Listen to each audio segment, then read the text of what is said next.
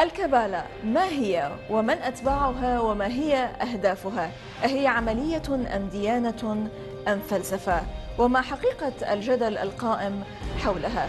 وهل مقارنتها بالأديان والمعتقدات الأيديولوجية يسيء فهم هذه الجماعة؟ الكابالا من الداخل. معكم زينب الصفار، تابعونا.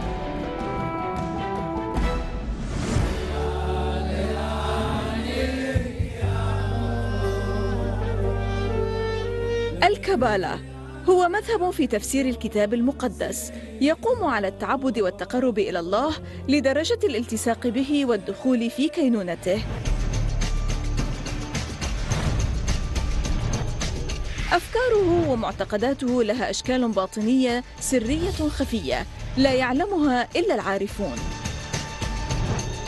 أما كتابهم الديني الذي أوجدوه ليحل محل التوراة فهو الزوهار. تفسير الكتاب المقدس عندهم يقوم على افتراض أن لكل كلمة ولكل حرف فيه معنى خفيا، وقد جاء عندهم أنه قبل الخلق كتبت التوراة بنار سوداء على نار بيضاء، وأن النص الحقيقي هو المكتوب بالنار البيضاء، ما يعني أن التوراة الحقيقية مختفية على الصفحات البيضاء التي لا تدركها عيون البشر، بل هم فقط المتصوفون. I have to ask you something. Yes, ma'am. How do you say, I'm going to tell you a secret? Je vais te dire un secret. Bon, d'accord. اعتنق هذا المذهب العديد من المشاهير مثل نعومي كامبل وديفيد بيكهام ومادونا. مدير مركز الكابالا في أميركا ومؤلف كتاب قوة الكابالا الحاخام يهودا بيرغ، المصنف رابعا على لائحة الحاخامات الأكثر شعبية بحسب مجلة نيوزويك الأمريكية، ماذا يخبرنا عن الكابالا؟ هل هي فلسفة أو حكمة أو مذهب ديني أو فكري؟ وما حقيقة الجدل الدائر حولها؟ وماذا عن كتاب الكابالا الزوهار؟ وماذا يتضمن؟ ومن كشفه؟ وهل ما زالت تعتبر تعاليمه سرية؟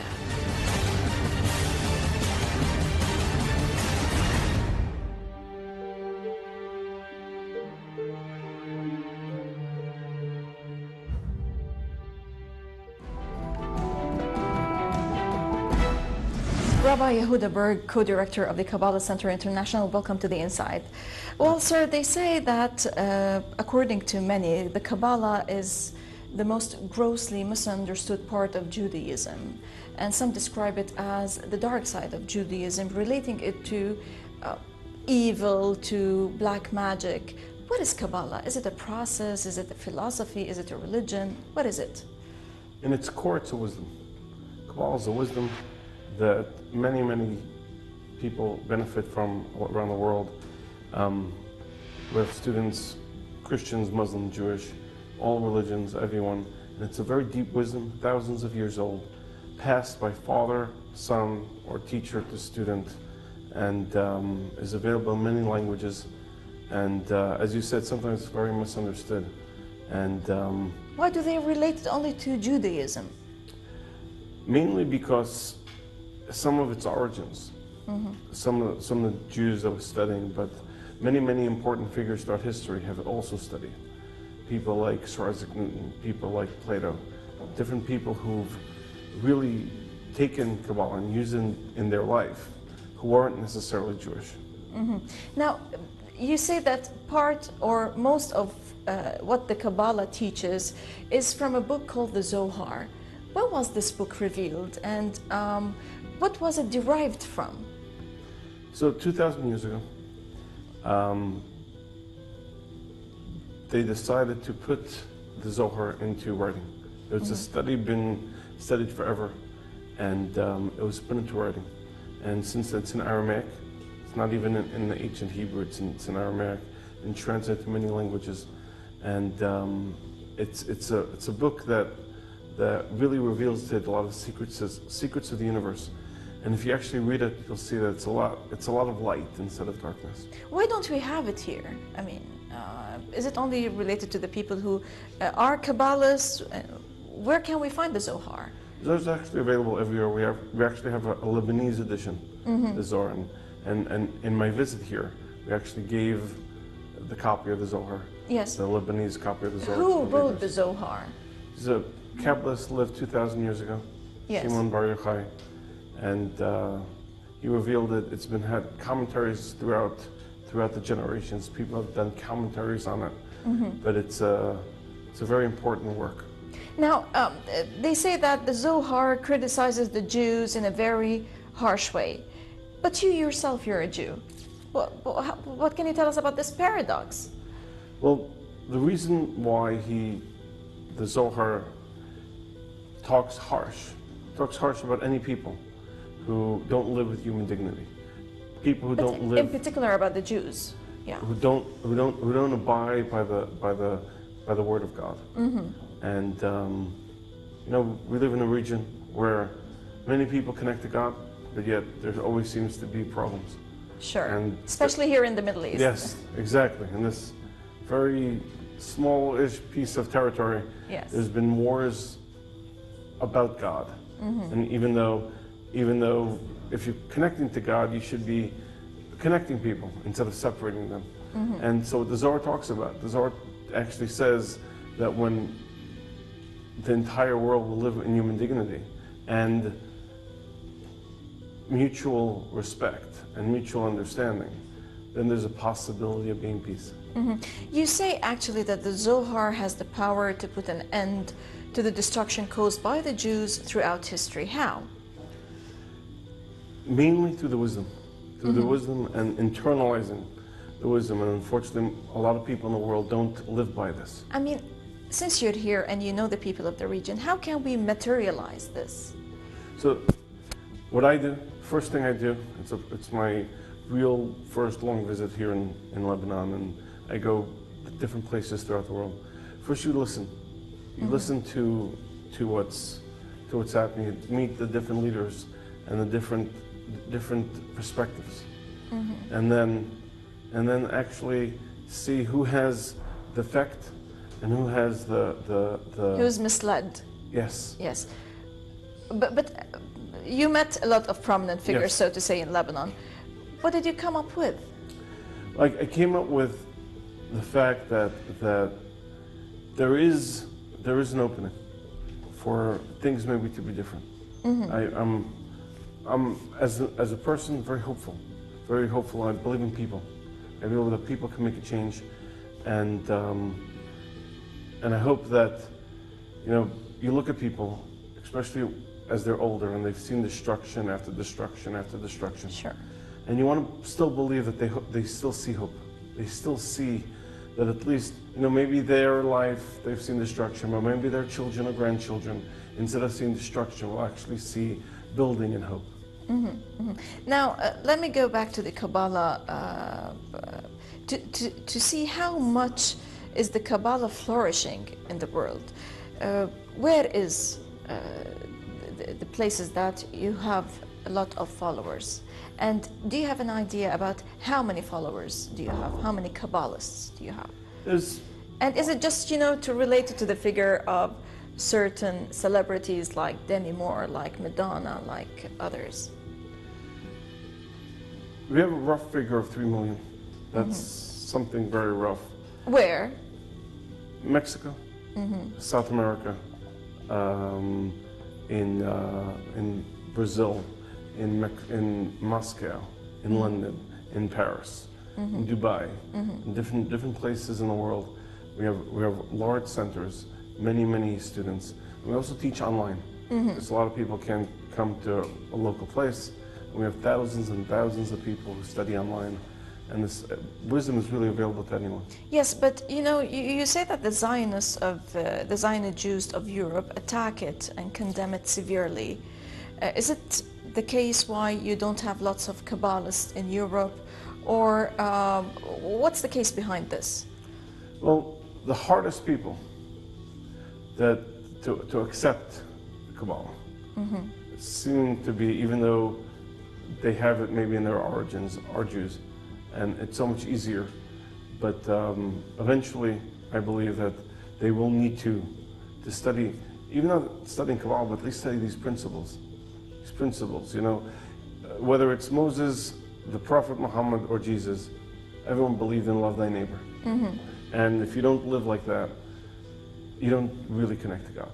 Right. That is the bottom line of everything, is love thy neighbor as yourself. And if you can't do that, then might as well not be studied. Why are they attacking you then? Because first, they don't understand. They don't understand. B, they don't know, and the unknown usually is fearful. When you don't know something, True. then you fear it. When you know something, you're less fearful. And it's still an unknown for them, and therefore they're attacked. Right. Now, Avram Berg, who's a former speaker at the Knesset, who's the author of The Holocaust is Over, We Must Rise from Its Ashes, he wrote in The Guardian back in September 2003 saying, quote, "The Israeli nation today rests on a scaffolding of corruption and on foundations of oppression and injustice. As such, the end of the Zionist enterprise is already on our doorstep.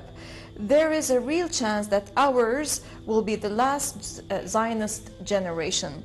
There may yet be a Jewish state here, but it will be a different sort, strange and ugly." Your comment, please. Well, I would agree with his thesis about the Holocaust being over. I think, you know, personally, my parents were born Jewish, and I don't consider myself necessarily a Jew and do everything. I'm like a hybrid, but I do think that enough with being a victim of what happened in Germany and being, okay, that happened, now let's look for the future. And I believe that people around the world need to not always delve in the past, as long as the past is not still bothering us today. But you know, there is a huge swathe of people, and a whole people are paying the price for whatever happened in the Holocaust. Is it fair? I think, Like, you know, the case of the Palestinians. I think that we must look forward. I think that each and every person should have the right to be wherever they are, feel free.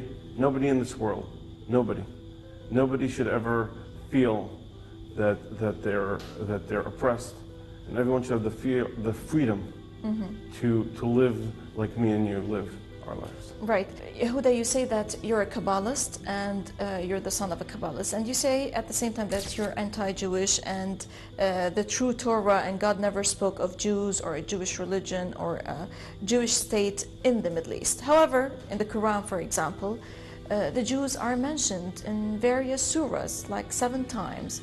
So what can you tell us on this? I believe that... I mean, still we can't understand. If you're not a Jew, what are you? No. My heritage is one thing. The way I act, and we act, I would say we take the best teachings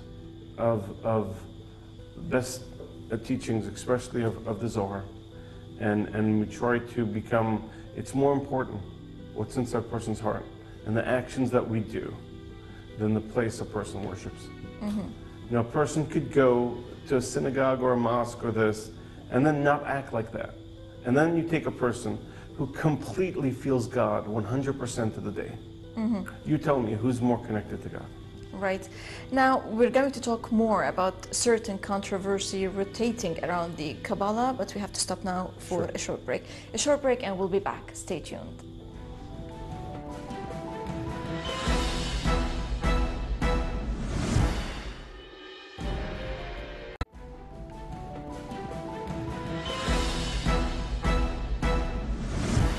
Welcome back to The Inside with Rabbi Yehuda Berg, co-director of the Kabbalah Center International. Welcome back to The Inside. Sir, you said that there is a connection between Kabbalah and Islam. How? Well, first, today's world has many students who are Muslim, who are students. And in history, there have been some prominent figures in Muslim figures who have studied Kabbalah, who have benefited from the tools and from its wisdom, from the way that Kabbalah teaches. Can you elaborate a bit on the issue of what the Kabbalah actually teach? Okay. teaches? One of the rules we have is that we have the rule of cause and effect. Every action that you take, if you take an action and you do something to somebody, that will come back. Whether it comes back directly from that person or indirectly from somebody else. The way you act, we believe that God almost like has a mirror. As you act towards others, that's how eventually you're going to be acted upon. And that's why sometimes we do things and then we don't understand why certain things are happening to us. And the reason why is because we've acted certain ways. And nothing goes unseen or But you know. Rabbi, dear, this is also mentioned in the Bible, Yes. in the Torah, in the Quran. I mean, it's not something which is unique away from such the religions, the heavenly religions, So the then heavenly books, I mean. goes deeper to we believe that sometimes we're blind and we don't see and we have misinformation. I'll give you a little story. Yes, please. about how, so guy goes to his teacher, he says, life seems random. Could you show me that life's not random? He says, tomorrow, go to a certain place, you'll see a story unfold and you'll understand.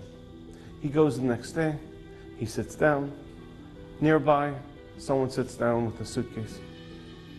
He gets distracted for a second, a second guy comes, opens it, sees it's full of money. He runs with it. A third guy sits down. First guy comes back, he says, where's my money?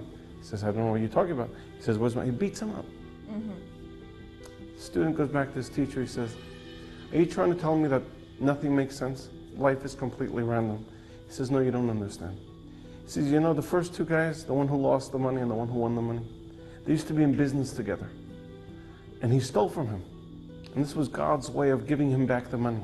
He says, yeah, but what about the poor third guy? He got hit for no reason. He says, you know, they went to court. But the judge got bribed to make sure that the money gets stolen. And the third guy who got beaten up, he was the judge in the trial. And he took the bribe. So, again, we have the law of cause and effect. We have the fact that sometimes we're missing information.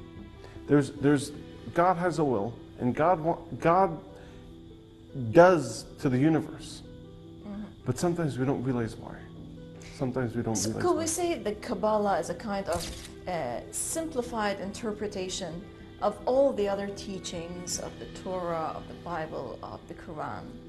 Simplified and Direct, systemized. systemized. Systemized. Okay. Now, you decided to come to this part of the world. Yes. Why?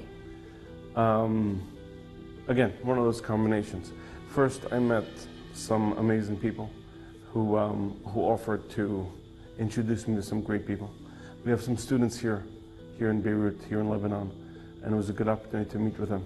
So there's and in this part of the world, there's some holy places of all faiths. So I connected a spiritual journey for myself with meeting some of the students and having the opportunity to meet some amazing people. Where is your expedition going to take you after Lebanon? From here, I go to Amman. We have some students there. We have some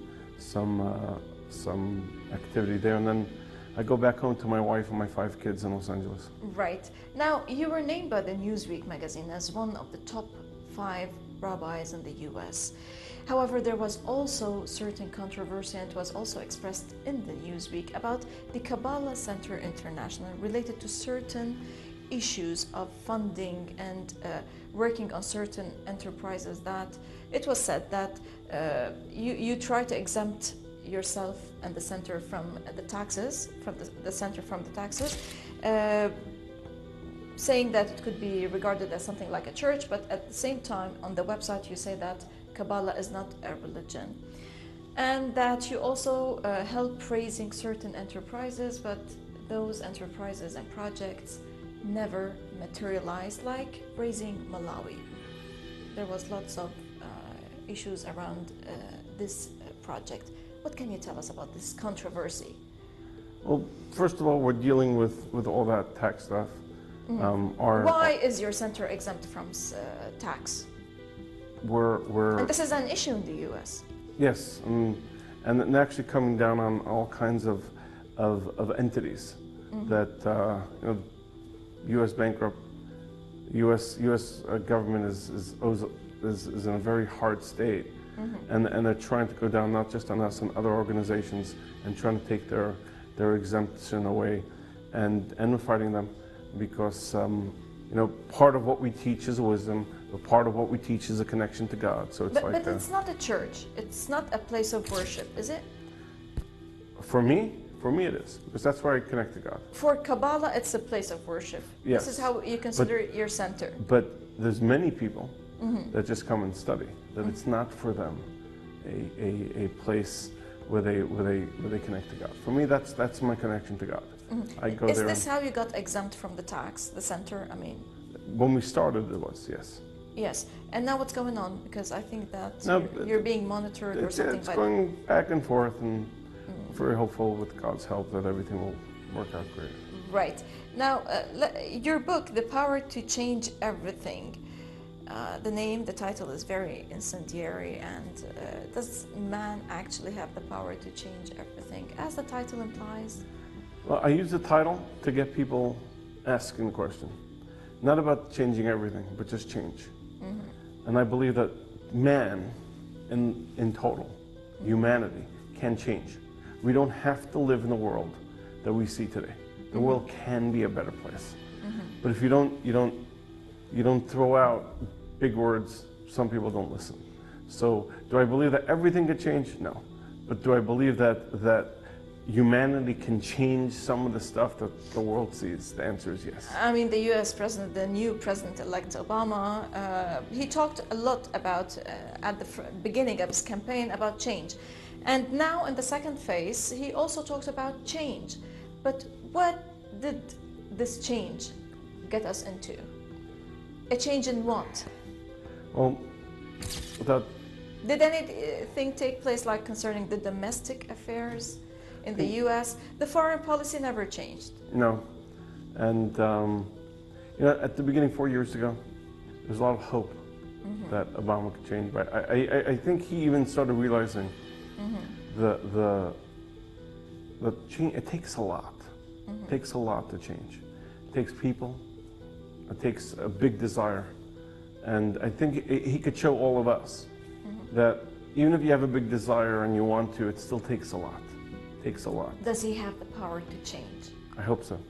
Because I think that to a certain extent that maybe we all talk about change, but sometimes our hands are handcuffed, you know. Sometimes our hands are tied, but we all, each and every one of us, there's a little piece where we could change. Maybe it's just with our kids. Maybe it's just with our parents. Maybe it's just, there's somewhere in our life, how small or big it is, that we could affect change. Right. I'm going to talk about another issue related to the controversy and the criticism around the Kabbalah Center, and allow me here to quote as the way it was said, that they say that the Kabbalah Center has been described as an, quote, opportunistic offshoot of the faith, with charismatic leaders like yourself who try to attract the rich and the vulnerable with the promise of health, wealth, and happiness. I could tell you that most of my students, personally, they're not that, and that I teach everyone. Yeah. But what's with the issue of astrology, reincarnation? They say that some of the Kabbalah things are related to tarot, card reading, and whatever. I want you to explain this to us.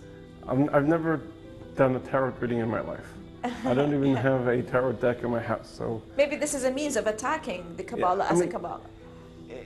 The big picture, there's people who would look at me and say, what in the world is a rabbi like you doing in Lebanon? You know, don't you know this, don't you know that? And we try to pave new paths that haven't been done before. You know, and when you try to do new things, unfortunately, you get attacked. You know, it takes. I don't want to say risk, but it takes guts to come here. And most of the people who say those things wouldn't come here and meet the people that I met here. And sometimes, I don't know if it's out of jealousy or just they want to attack, or they just don't know what it is. But I met some amazing people here. I've done some great work here.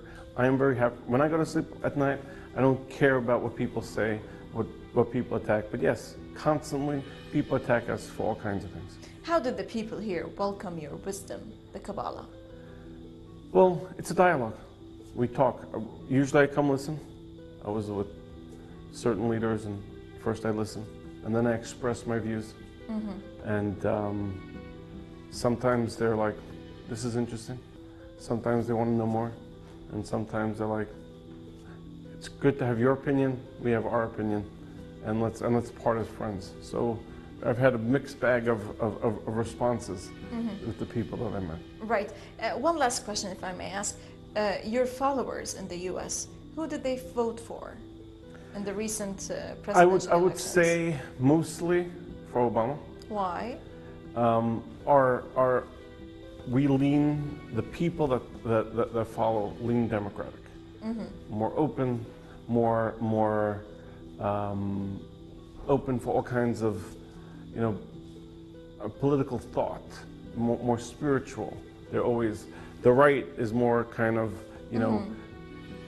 very set in their ways, and the left and Democratic. So, especially in Los Angeles, we have most followers. Almost everyone voted for Obama. Right.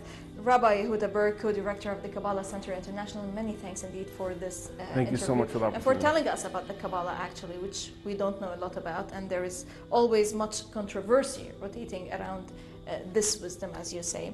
إذن لقاء جديد في الأسبوع المقبل مع ضيف جديد وقضية جديدة، ودائما المقاربة تكون من الداخل. للمزيد من التواصل theinside@almayadeen.net. إذن theinside@almayadeen.net من كل فريق من الداخل. إلى اللقاء.